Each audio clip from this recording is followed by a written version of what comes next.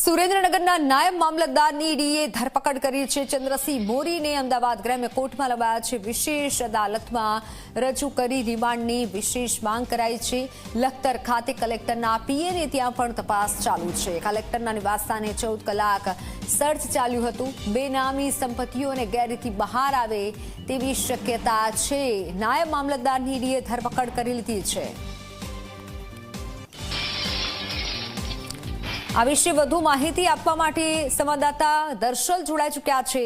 દર્શલ, હાલ નાયબ મામલતદારની ધરપકડ કરી લેવાઈ છે, શું વધુ જાણકારી, ઈડીની કેવી તપાસ?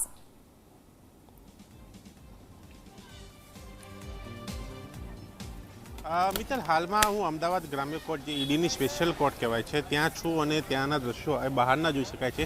અંદર તો એ મીડિયાને પ્રવેશ નથી, પરંતુ જે અપડેટ મળી રહી છે તે મુજબ જે આખો કેસ હતો તેની અંદર એ નાયબ મામલતદાર ચંદ્રસિંહ મોરી તેને અહીંયા હાજર કરવામાં આવ્યો છે અને 14 દિવસના રિમાન્ડ ઈડી દ્વારા માંગવામાં આવે છે। હવે એમાં રિમાન્ડ કેટલા દિવસના મળે છે એ જોવાનો વિષય છે, કારણ કે પૂછપરછની વાત છે અને તપાસની વાત છે, એ ઈડી દ્વારા અહીંયા કોર્ટમાં જણાવવામાં આવ્યું છે અને એ બાબતની હાલ અંદર પ્રક્રિયા ચાલુ છે।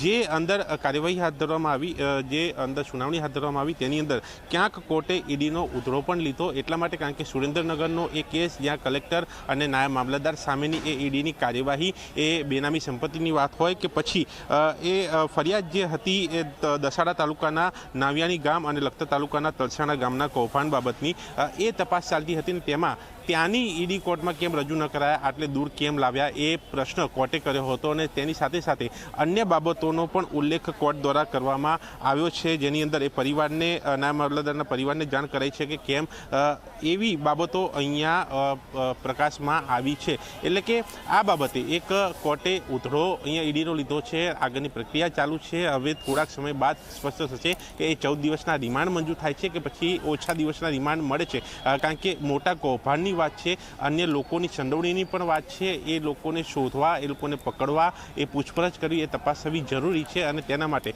આજે રિમાન્ડ માટે આ વિશેષ કોર્ટમાં જે છે એ ચંદ્રસિંહ મોરીને હાજર કરવામાં આવ્યા છે। મિત્ર, બિલકુલ દર્શલ, આભાર માહિતી બદલ। ત્યારે આજે હાજર કરવામાં આવ્યા છે કોર્ટમાં, તો વિશેષ અદાલતમાં રિમાન્ડની માંગ પણ કરાઈ છે। લખતર ખાતે કલેક્ટરના પીએને ત્યાં પણ હાલ તપાસ જારી છે।